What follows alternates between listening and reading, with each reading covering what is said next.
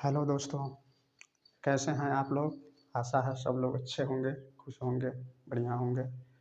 तो जैसा कि हम आपसे बताए थे कि ये चैनल एक एजुकेशनल चैनल है, जिसका नाम लक्ष्य विथ कृष्णा है, जो कि मैं अर्थात कृष्णा गुप्ता सर के द्वारा बनाया गया है। तो इस पर हम बताए थे कि आपको कक्षा 9 से लेकर के 12 तक के एनसीईआरटी पैटर्न की सभी पाठ्यक्रम चैप्टर वाइज दिए जाएंगे। तो आइए आज से हम शुरू करते हैं। तो आप लोग अपने कॉपी और कलम को लेकर के बैठ जाइए और आज हम शुरू करते हैं कक्षा 10 की गणित, पहला चैप्टर जिसका नाम है वास्तविक संख्याएं।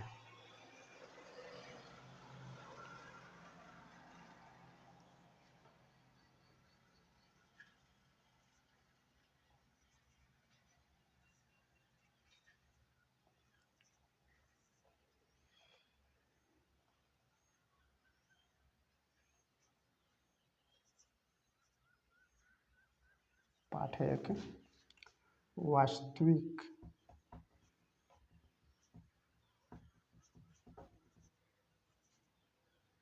संख्याएं।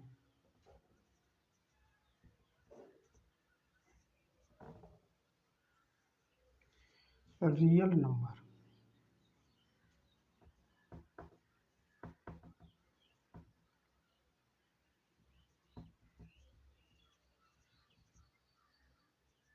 Real numbers. रियल नंबर को जानने से पहले अर्थात वास्तविक संख्या को जानने से पहले हम कुछ छोटी छोटी संख्याओं के बारे में जान लेते हैं, क्योंकि संख्याओं को जानना बहुत ज़रूरी है। इस चैप्टर को पढ़ने के लिए या अन्य चैप्टर को पढ़ने के लिए हमको संख्याओं के बारे में जानना अति आवश्यक है। तो हम पढ़ेंगे संख्याओं के प्रकार के बारे में। संख्याएं कितनी प्रकार की होती हैं, कैसी होती हैं, क्योंकि हम जानते हैं हमारी संपूर्ण जीवन में संख्याओं का बहुत महत्व है। चाहे वो और सभी विषयों में, चाहे वो विज्ञान हो, गणित हो, अन्य कोई भी। विज्ञान में गणित का बहुत ज़्यादा योगदान है। जैसे कि फिजिक्स में, केमिस्ट्री में, बायोलॉजी में। फिजिक्स में हर क्वेश्चन को सॉल्व करने के लिए गणित के सूत्रों की आवश्यकता पड़ती है। तो आइए देखते हैं संख्याओं के प्रकार। संख्याओं के प्रकार।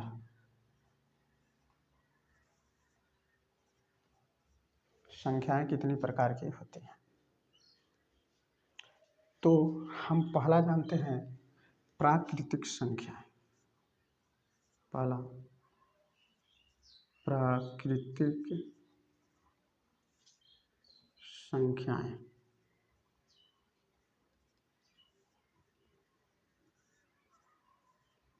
प्राकृतिक संख्या क्या होती है?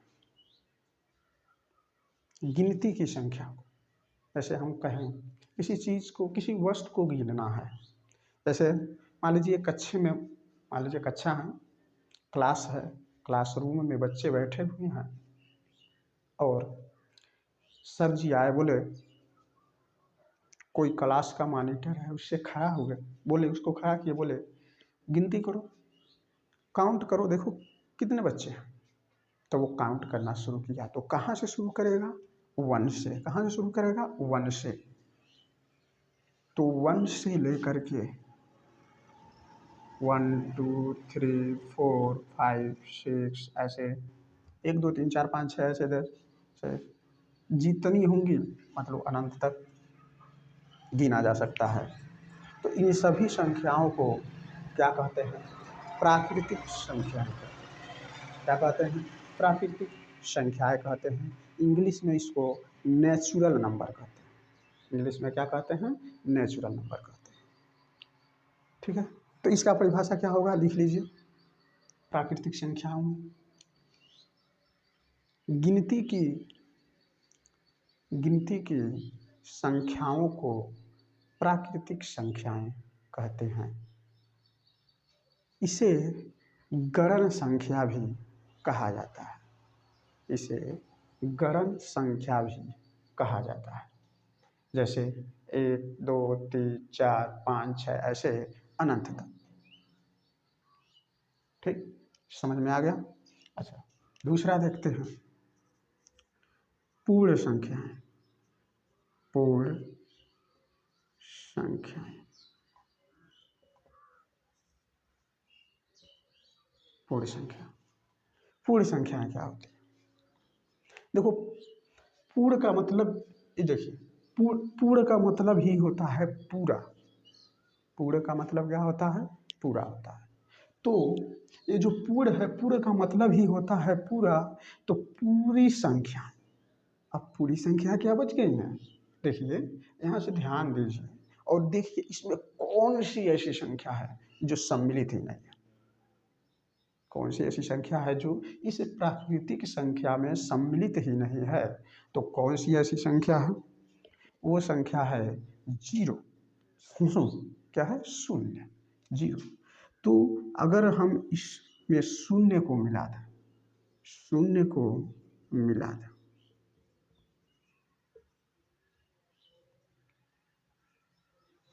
तो ये क्या बन जाती है? पूर्ण संख्याएं बन जाती है। क्या बन जाती हैं? पूर्ण संख्याएं बन जाती हैं।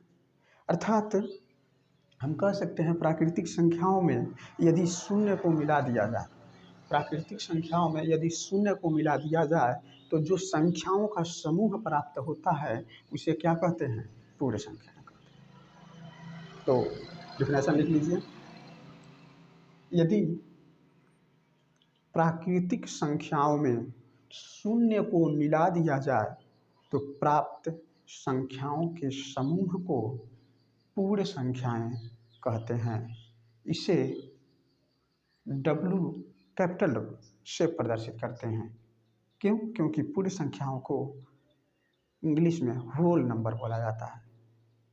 तो समझ में आ गया, प्राकृतिक संख्याएं समझ में आ गई, पूर्ण संख्याएं समझ में आ गई। अब बात करते हैं आगे।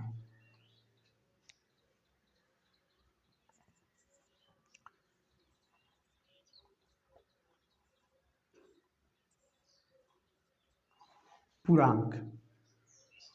पूर्णांक क्या है? देखिए, ये जो पूर्णांक है ना, यह दो शब्दों से मिलकर बना हुआ है। दो शब्दों से। पूर्णांक जो है यह दो शब्दों से मिलकर के बना हुआ है। क्या? पूर्ण प्लस अंक। दो शब्द। पूर्ण का मतलब क्या होता है समझिए? पूर्ण का मतलब हो गया पूरा, और अंक आपको पता ही है। अंक ये 1 2 3 4 5 6 ये सब अंक ही होते हैं। ये एक एक डिजिट है, अंक है। तो पूर्णांक का मतलब क्या हो गया? अब समझ लीजिए आप। पूरा अंक भाई न तो भिन्न में होना चाहिए, न तो पॉइंट में होना चाहिए। पूरा अंक, यानी ये जो है ना 1 2 3 4 5 6 7 8, ये पूर्णांक हैं। क्या है? पूर्णांक। संख्या रेखा जो होता है ना, संख्या रेखा पर दर्शाई गई सभी अंक पूर्णांक होते हैं। तो पूर्णांक किसको कहते हैं? पूर्णांक जो होता है एक पूर्ण मान होता है। पूर्णांक एक पूर्ण मान होता है। वो माइनस में भी हो सकता है, प्लस में भी हो सकता है। पूर्णांक एक पूर्ण मान होता है। कैसे हुआ? जैसे मान लीजिए शून्य है, 1 2 3 4 5 ऐसे डैश डैश डैश डैश ये चला जाएगा अनंत तक। इधर -1 -2 -3 ऐसे ये भी चला जाएगा माइनस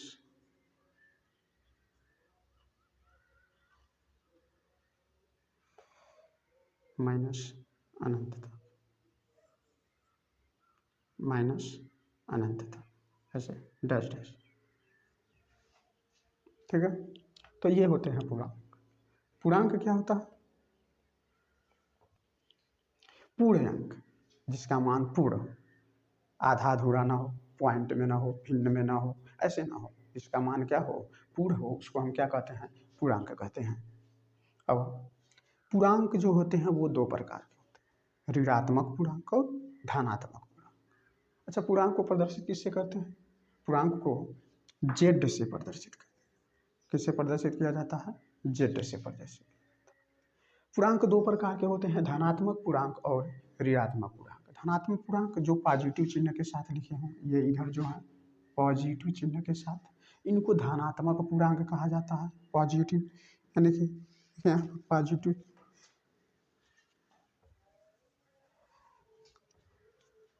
और ये है, ये क्या है, ये धनात्मक पूर्णांक, ये धनात्मक पूर्णांक, और ये ऋणात्मक पूर्णांक, ऋणात्मक पूर्णांक।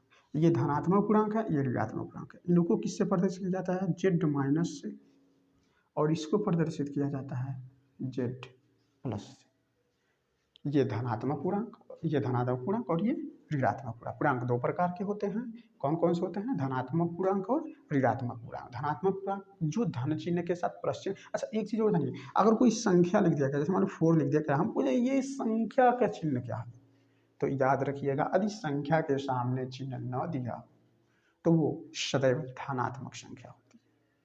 सदैव क्या होती है? धनात्मक होती है। तो ये धनात्मक पूर्णांक हो गए, ये ऋणात्मक पूर्णांक हो गए। अच्छा, एक चीज यहाँ देखिए, ये शून्य है, क्या है? शून्य है। ये कैसा, धनात्मक है या ऋणात्मक है? बताइए। शून्य जो है वो धनात्मक है या ऋणात्मक है? तो शून्य क्या है? शून्य क्या है? देखिए, शून्य न तो धनात्मक है और न ही ऋणात्मक है। शून्य न तो धनात्मक है और न ही ऋणात्मक है, तो फिर शून्य क्या है? नेचुरल है, न्यूट्रल, न्यूट्रल, सॉरी न्यूट्रल, उदासीन। शून्य क्या है? उदासीन। ठीक है, तो हम पढ़ लीजिए क्या, प्राकृतिक संख्या पढ़ लीजिए, पूरी संख्या पढ़ लीजिए, पूर्णांक पढ़ लीजिए। अब आते हैं आगे,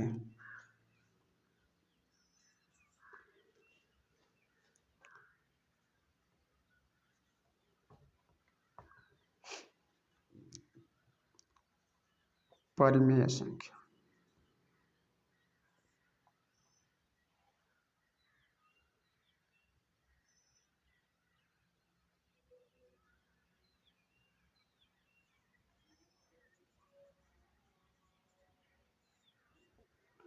परिमेय संख्या, अच्छा रुकिए, परिमेय संख्या जानने से पहले कुछ यहाँ पर हम कुछ विशेष चीज जान लेते हैं।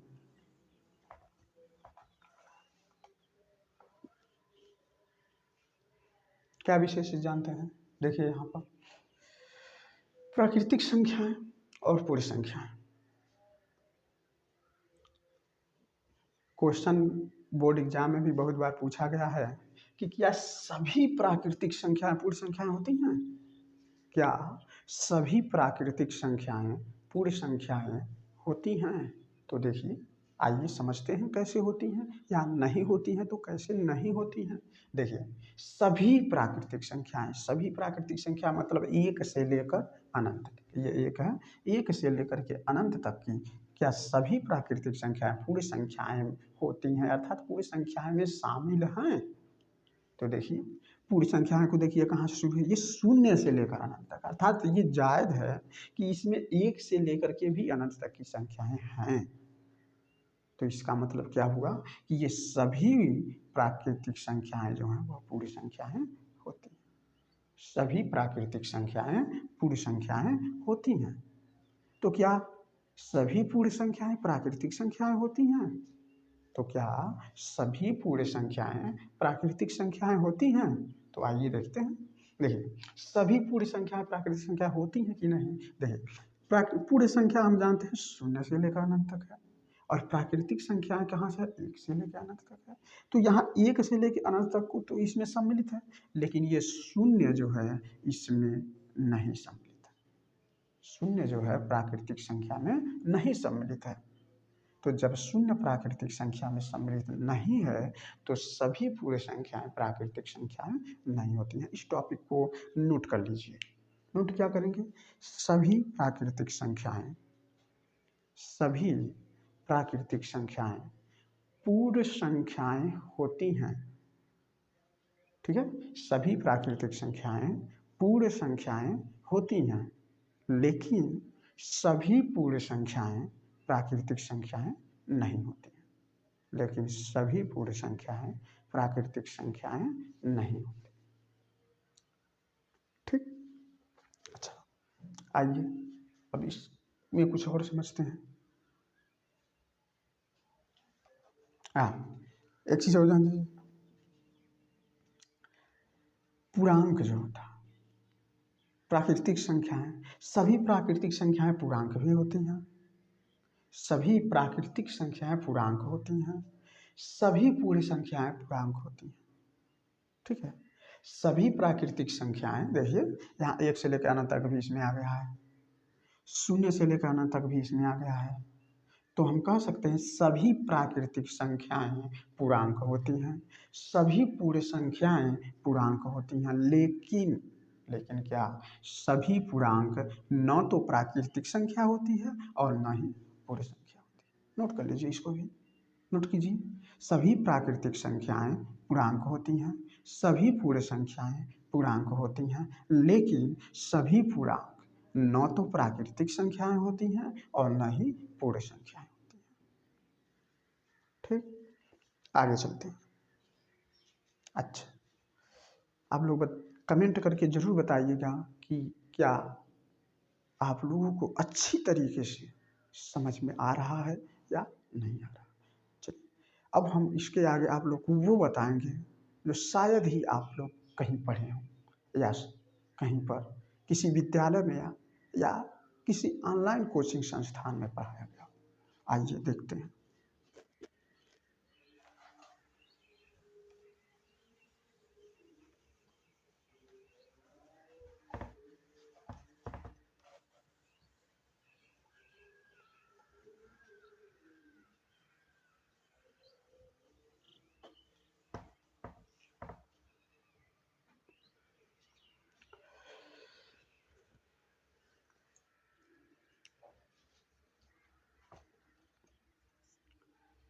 प्राकृतिक संख्याओं का योग व अंतर।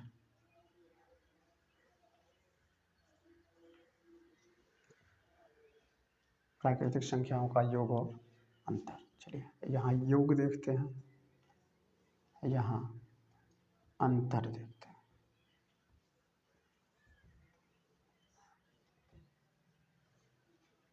देखिए, यदि दो प्राकृतिक संख्याओं को जोड़ा जाए तो क्या प्राकृतिक संख्या प्राप्त होगा, और यदि दो प्राकृतिक संख्याओं को घटाया जाए तो क्या प्राकृतिक संख्या प्राप्त होगा। ये चीज हम जानेंगे यहाँ पर। दो प्राकृतिक संख्याओं को यदि क्या किया जाए, दो नेचुरल नंबर लिया जाए, दो नेचुरल नंबर को यदि जोड़ा जाए, दो नेचुरल नंबर, तो क्या प्राकृतिक संख्याएं प्राप्त होंगी। और यदि दो नेचुरल नंबर को घटाया जाए तो भी क्या एक नेचुरल नंबर, एक प्राकृतिक संख्या प्राप्त होगी। तो आइए देखते हैं। जैसे मान लीजिए एक प्राकृतिक संख्या 1 ले लेते हैं और एक प्राकृतिक संख्या 2 लेते हैं, तो क्या मिल रहा है, 3 मिल रहा है। एक प्राकृतिक संख्या 5 लेते हैं, एक प्राकृतिक संख्या 6 लेते हैं, तो क्या मिल रहा है, 11 मिल रहा है। एक प्राकृतिक संख्या 10 ले लेते हैं, एक प्राकृतिक संख्या कुछ भी ले लेते हैं, 7 ले लेते हैं, तो क्या मिल रहा है, 17 मिल रहा है। एक प्राकृतिक संख्या अगर 100 लेते हैं और एक प्राकृतिक संख्या 50 ले लेते हैं, तो क्या मिल रहा है, 150 मिल रहा है।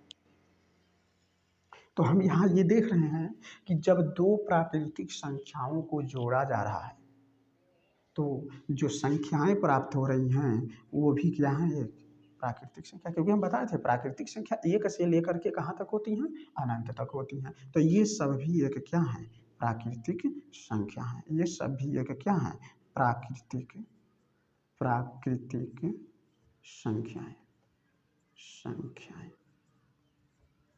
प्राकृतिक संख्या। चलिए तो ये तो योग देख लीजिए कि जब दो प्राकृतिक संख्याओं को जोड़ा जाता है तो सदैव एक प्राकृतिक संख्या प्राप्त होती है। तो क्या अंतर भी होगा? आइए देखते हैं। जैसे मान लीजिए हम क्या किए, 5 एक प्राकृतिक संख्या में से 2 घटा दिए तो क्या मिल गया हमको? 3 मिल गया। 10 है, 10 में से 3 घटा दिए तो क्या मिल गया? 7 मिल गया। तो देखिए 5 भी एक प्राकृतिक संख्या है, 2 भी एक प्राकृतिक संख्या है, लेकिन 5 में से 2 घटाया 3 जो मिला वो भी एक प्राकृतिक संख्या है। 10 है, 10 में से 3 घटाए मिला 7, वो भी एक प्राकृतिक संख्या है। 100 है, 100 में से हम क्या किए? 93 घटा लिए तो मिल गया हमको क्या? 7 मिल गया। ये भी एक प्राकृतिक संख्या है। लेकिन अगर हम कहें 5 में से 6 को घटा दीजिए तो -1 मिलेगा। 7 में से 10 को घटा दीजिए -3 मिलेगा। मिलेगा कि नहीं मिलेगा? अच्छा, या 2 में से 2 को घटा दीजिए, 0 मिल जाएगा। तो क्या -1 -3 और 0 एक प्राकृतिक संख्या है? नहीं, ये प्राकृतिक संख्या नहीं है। ये तो प्राकृतिक है, ये इतने क्या है?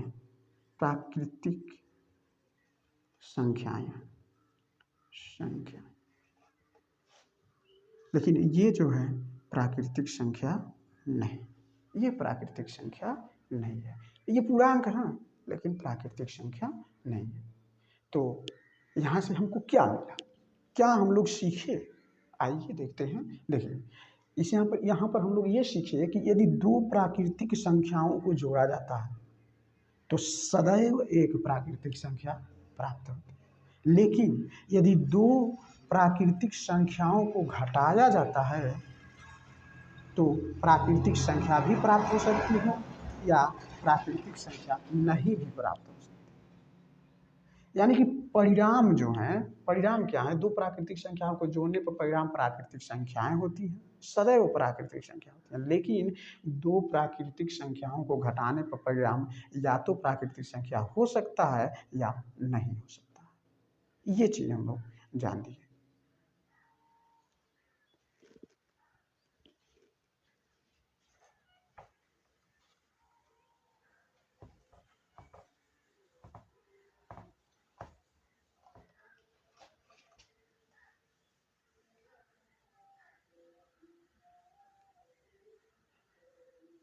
ठीक इसी प्रकार से पूर्ण संख्याओं में भी वही होता है।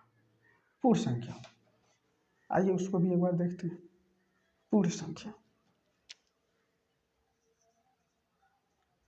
पूर्ण संख्याओं का योग, पूर्ण संख्याओं का योग अंतर, यानी कि होल नंबर को होल नंबर में जोड़ा जाए तो क्या परिणाम प्राप्त होगा? होल नंबर को होल नंबर में से घटाया जाए तो क्या? देखिए ऐसे हम जानते हैं 0 एक पूर्ण संख्या है, अगर उसमें 1 जोड़ दिए तो जो प्राप्त होगा 1, ये भी एक पूर्ण संख्या है। 2 एक पूर्ण संख्या है, अगर 7 जोड़ दिए जो प्राप्त होगा 9, ये भी एक क्या है? पूर्ण संख्या है। ठीक है। 100 एक पूर्ण संख्या है, यदि इसमें हम 93 को जोड़ दिए तो 193 जो प्राप्त होगा ये क्या है? पूर्ण संख्या। तो हम जानते हैं यानी कि यदि पूर्ण संख्याओं को जोड़ा जाए, दो पूर्ण संख्याओं को जोड़ा जाए तो सदैव एक पूर्ण संख्या प्राप्त होती है। दो पूर्ण संख्याओं को जोड़ा जाए तो सदैव एक क्या प्राप्त होती है? पूर्ण संख्या प्राप्त होती है।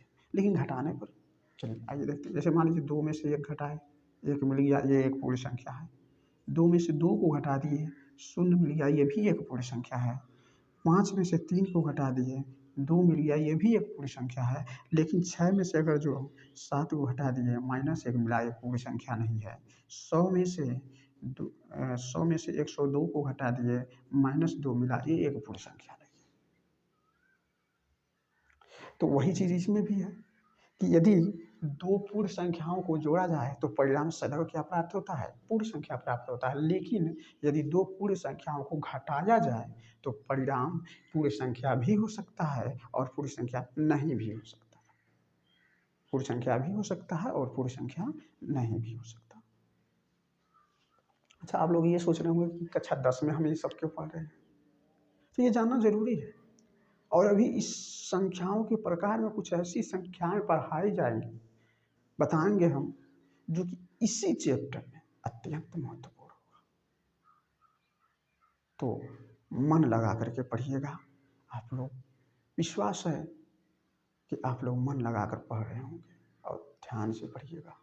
पूरे दिमाग को स्थिर रख करके पढ़िएगा, क्योंकि यही यही आपके उज्जवल भविष्य का बनेगा, यही आपका उज्जवल भविष्य बनेगा और आपके सपनों को साकार करेगा।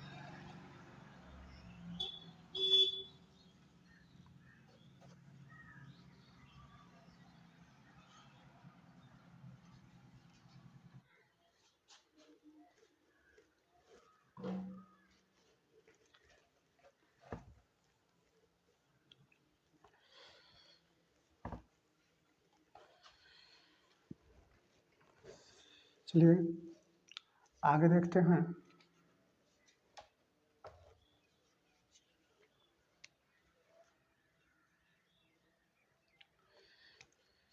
सम संख्याओं के बारे में।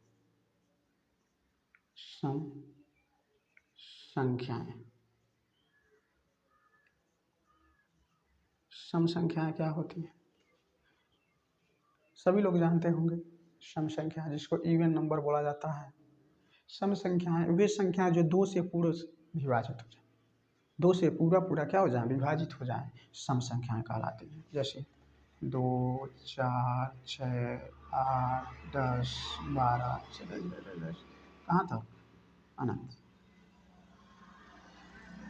ठीक है, तो लिख लीजिए वे संख्याएं जो दो से पूरा पूरा विभाजित हो जाती हैं पूर्ण संख्याएं सम संख्याएं कहलाती हैं, जो दो से पूरा पूरा विभाजित। अब विषम संख्याएं, विषम संख्याएं, विषम संख्याएं क्या होती हैं? वे संख्याएं जो दो से पूरा पूरा विभाजित न हो, वे संख्याएं जो दो से पूरा पूरा विभाजित न हो। जैसे 1, 3, 5, 7, 9 ऐसे 10 अनंत। सम संख्याएं जो दो से पूरा पूरा विभाजित हो जाती है। विषम संख्याएं जो दो से पूरा पूरा विभाजित नहीं होती। ठीक है, अच्छा हम दो सम संख्याओं के योग और अंतर की बात करना और दो विषम संख्याओं के योग और अंतर की बात करना। देखिए, क्या दो सम संख्याओं को जोड़ने पर सदैव सम संख्या प्राप्त होती है? आइए देखते हैं। जैसे मान लीजिए 2 है और 4 है, जोड़ते हैं 6 प्राप्त होता है, एक सम संख्या है। 5 है, नहीं 5 तो सम संख्या है नहीं। 8 है, 10 है, क्या प्राप्त होगा? 18, एक सम संख्या। तो दो संख्याओं को जोड़ने पर सदैव कैसी संख्या प्राप्त होती है? सम संख्या प्राप्त होती है। कैसी संख्या प्राप्त होती है? सम संख्या प्राप्त होती है। लेकिन क्या दो सम संख्याओं को घटाने पर सम संख्या प्राप्त होती है? आइए देखते हैं। दो सम संख्या लेते हैं, जैसे एक 4 ले लिए, 4 में से 2 घटा लिए, 2 मिला, सम संख्या है। 8 लिए, 8 में से 4 घटा लिए, 4 मिला, एक सम संख्या है। 10 लिए, 10 में से 2 घटा दिए, 8 मिला, एक सम संख्या है। 8 लिए, 8 में से 10 घटा दिए, -2 मिला, एक सम संख्या। ऋणात्मक है पर कैसा है? सम संख्या। कैसा है? सम संख्या। ये मत कहिएगा ये सम संख्या नहीं, ऋणात्मक संख्याएं सम संख्याएं होती हैं।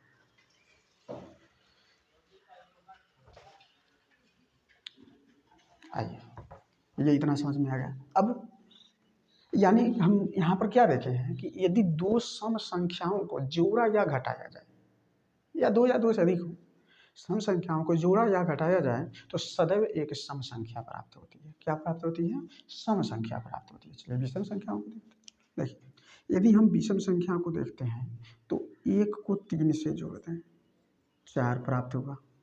5 को 7 में जोड़ दें, 12 प्राप्त होगा। 9 को 3 से जोड़ दें, 12 प्राप्त होगा। ठीक है, तो हम यहाँ क्या देख रहे हैं? यदि दो विषम संख्याओं को जोड़ा जाए, दो विषम संख्याओं को जोड़ रहे हैं तो सदैव एक सम संख्या प्राप्त होती है। ये क्या होगा? सम संख्याओं को जोड़ने पर विषम संख्या, विषम संख्याओं को जोड़ने पर भी विषम संख्या, असम संख्या। सम संख्याओं को जोड़े तब विषम संख्या प्राप्त हुआ, विषम संख्या को जोड़े तब विषम संख्या प्राप्त हुआ। हाँ, ऐसा होता है, ऐसा होता है दोस्तों। क्यों?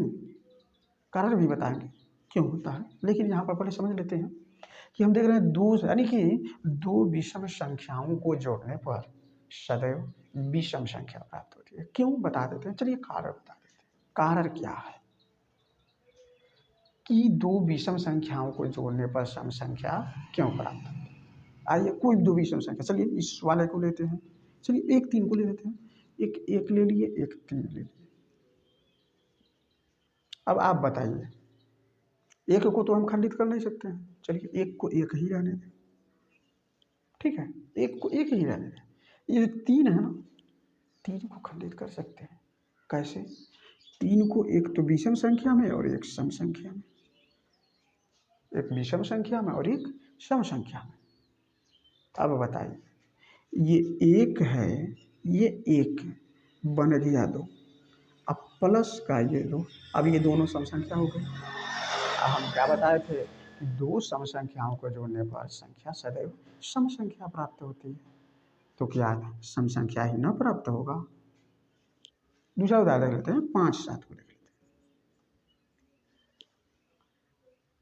5 5 को क्या कर सकते हैं, 4 धन 1, 7 को क्या कर सकते हैं, 1 धन 6। ये तो सम संख्या है, ये सम संख्या हो जाएगी। अरे ये एक दो सम संख्या है, अब तीनों सम संख्या हैं, अब तीनों जब सम संख्या को जोड़ेंगे तो सम ही प्राप्त होगा। तो यही कारण है कि विषम संख्याओं को जोड़ने पर सदैव क्या प्राप्त होती है, सम संख्या प्राप्त होती है। चलिए अब विषम संख्याओं को घटाने पर क्या प्राप्त होता है, आइए देखते हैं।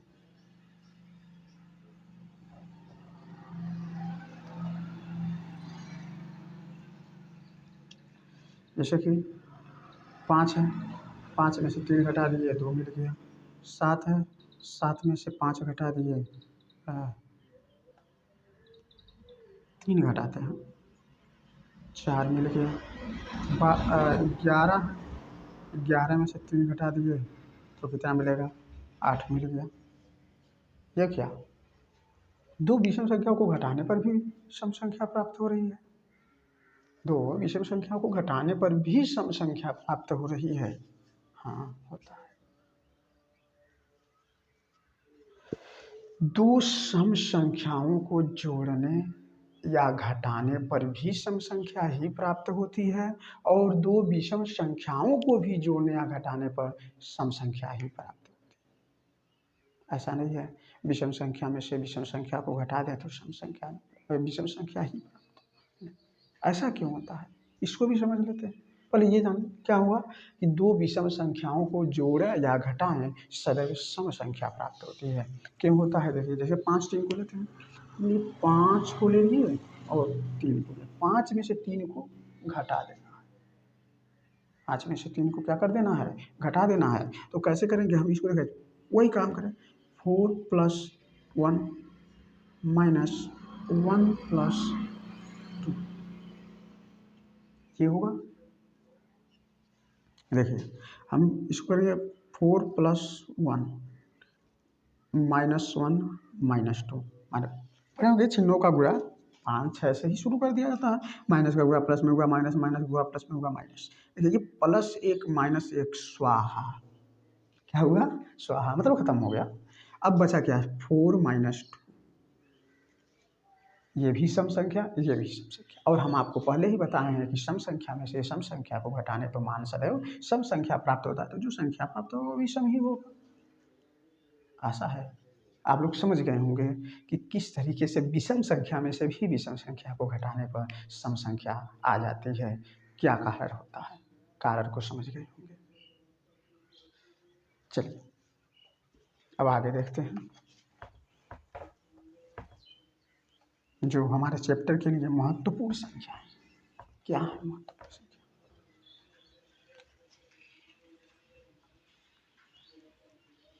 भाज्य संख्या। भाज्य संख्याएं क्या होती हैं, वे संख्याएं जो एक और स्वयं के अलावा किसी अन्य से भी कट जाए, विभाजित हो जाए। वे संख्याएं जो एक और स्वयं के अलावा किसी अन्य से भी विभाजित हो, भाज्य संख्याएं कहलाती हैं। जैसे कि 8 है, 9 है, 15 है, 12 है, ये क्या है, शुरू से लिख लेते हैं।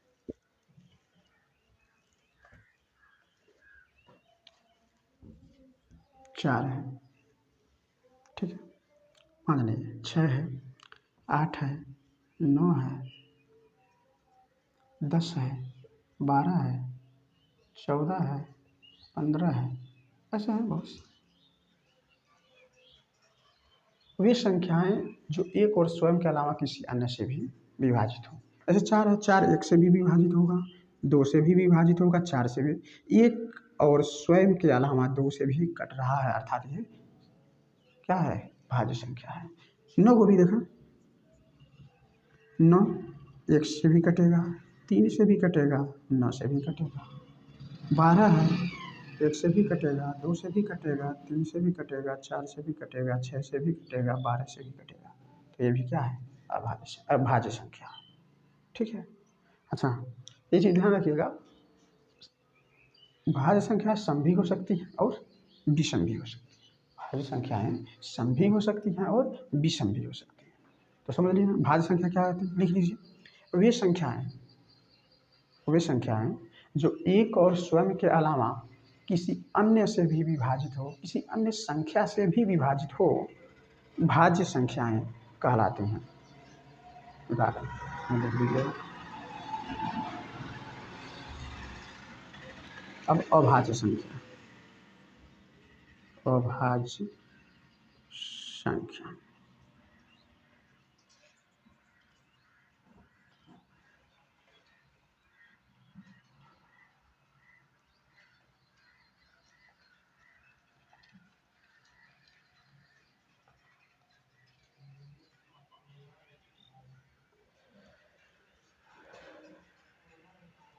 अभाज्य संख्याएं क्या होते हैं, वे संख्याएं,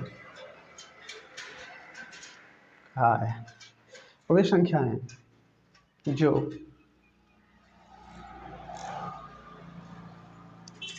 एक और स्वयं के अलावा किसी अन्य से न कटें, तथा क्या, तथा उसमें कम से कम उसके 2 गुणनखंड हो।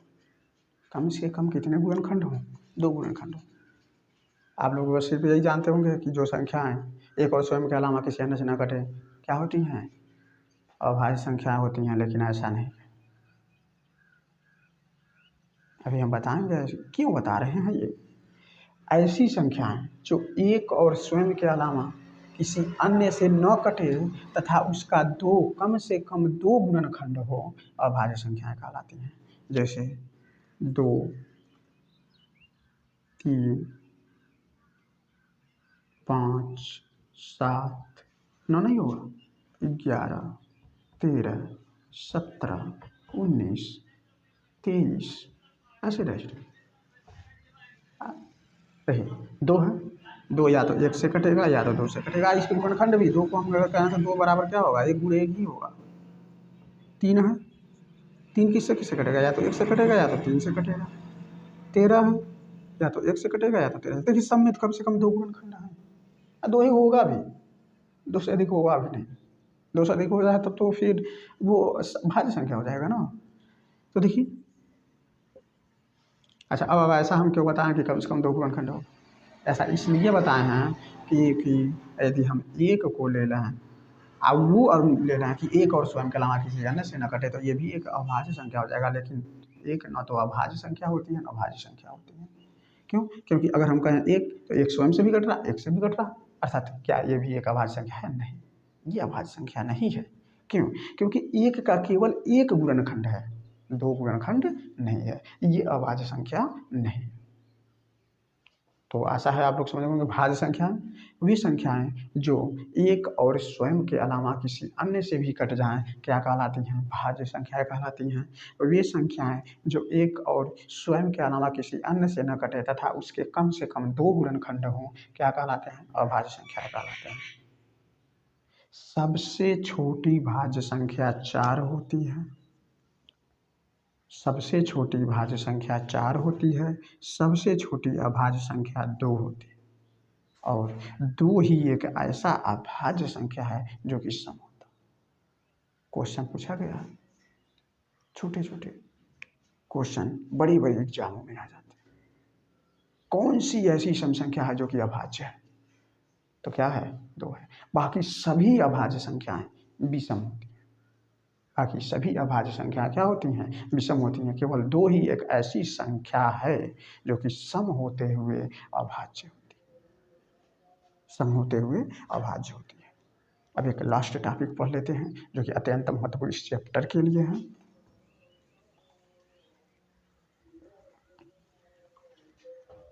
क्या? सह अभाज्य संख्याएं। सह अभाज्य संख्या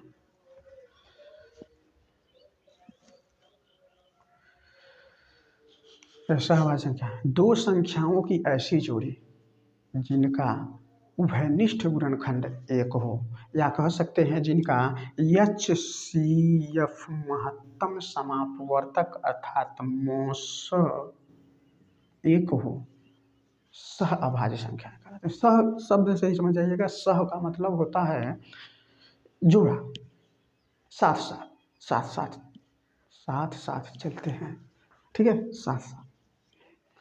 तो सह का मतलब क्या होता है? जोड़ा, 2 संख्याओं की ऐसी जोड़ी। और अभाज्य का मतलब, अभाज्य का मतलब, अभाज्य का मतलब अभाज्य संख्या यार, अभाज्य का मतलब अभाज्य संख्या।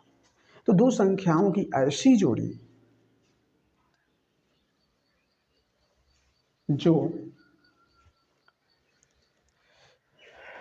तो मतलब 2 संख्याओं की ऐसी जोड़ी जिनका उभयनिष्ठ गुणनखंड 1 हो अथवा उनका मॉस 1 क्या कहलाती हैं? अभाज्य, सह अभाज्य संख्या कहलाती हैं। जैसे हम क्या ले सकते हैं, 2 और 3 है, 2 और 3 का मॉस निकालो 1 आएगा, 2 और 3 का मॉस निकालो 1 आएगा, क्योंकि 2 गुणे 2 3 बराबर 1 गुणे 3। देखो मॉस कितना आया, HCF कितना आया, 1 आया। ये क्या है? सहअभाज्य संख्याएं हैं। चलिए अगला देखते हैं। ऐसे अगर हम ले लेते हैं 7 और 5 को ले लेते हैं, तो ये भी क्या है? सहअभाज्य संख्याएं हैं। अच्छा और देखते हैं क्या, 4 और 9 को देखते हैं, क्या ये सहअभाज्य संख्याएं हैं? बताइए। सहअभाज्य संख्या में क्या देखना है? सिर्फ यही देखना है कि 2 संख्याओं की ऐसी जोड़ी जिनका मॉस 1 आए। मॉस निकाल के देखते हैं, ये CF निकाल के देखते हैं। 4 का गुणनखंड करेंगे 1 गुणे 2 गुणे 2, 9 का गुणनखंड करेंगे 1 गुणे 3 गुणे 3। HCF कितना आया? HCF कितना आया? 1 आया। HCF कितना आया? 1 आया। अरे जो दोनों में वही ना HCF होता है। तो ये भी क्या है? सहअभाज्य संख्या। तो सहअभाज्य संख्या में कोई जरूरी नहीं है कि दोनों संख्याएं अभाज्य संख्याएं ही होनी चाहिए। दोनों संख्याएं भाज्य संख्या भी हो सकती हैं और दोनों में से कोई एक अभाज्य कोई एक भाज्य हो सकती है, ठीक है। ये जरूरी नहीं है कि सहभाज्य कहा है अभाज्य कहा है तो संख्याएं अभाज्य होनी चाहिए, ऐसा नहीं। सहअभाज्य संख्या में संख्याएं चाहे भाज्य हो चाहे अभाज्य हो, लेकिन उनकी जो जोड़ी है उस जोड़ी में उभयनिष्ठ गुणनखंड सिर्फ 1 होना चाहिए, अर्थात उनका HCF 1 होना चाहिए। तो आशा है आप लोगों को ये वीडियो बहुत ही पसंद आया होगा, और हम आपको ये अब फिर कहते हैं, हम आपको ये विश्वास दिलाते हैं कि यदि आप हमारे इस चैनल पर बने रहते हैं तो मैं पूरे गर्व से कह सकता हूँ कि आपको किसी भी ट्यूशन अथवा कोचिंग की आवश्यकता नहीं पड़ेगी। इस चैनल के माध्यम से आपको सभी जानकारियाँ दी जाएंगी, चाहे वो गणित की हो, विज्ञान फिजिक्स केमिस्ट्री बायोलॉजी की हो, चाहे वो इंग्लिश की हो, वो सभी जानकारियाँ दी जाएंगी। और क्या, कुछ और दिया जाएगा क्या? एग्जाम से पहले, बोर्ड एग्जाम से पहले आपको सभी विषय, जैसे हिंदी का भी, सोशल साइंस सामाजिक विज्ञान का भी, इस चैनल के माध्यम से आपको क्वेश्चनों को सॉल्व करने का तरीका, एग्जाम में कैसे पास करना है, और जो उससे हिंदी और सामाजिक विज्ञान से भी जो क्वेश्चन आते हैं परीक्षा में, ज़्यादातर उनको सॉल्व कराया जाएगा। तो धन्यवाद। चैनल को सब्सक्राइब करिए, बेल आइकन को ऑल कर दीजिए ताकि इस वीडियो के आने वाली सभी नोटिफिकेशन आपके पास सबसे पहले पहुंचे। और इस वीडियो को शेयर कीजिए अपने दोस्तों को, अपने परिवार में, अपने दोस्तों में शेयर कीजिए, ताकि आपके दोस्त भी इस वीडियो के माध्यम से अपनी पढ़ाई को अच्छी बना सकें। धन्यवाद।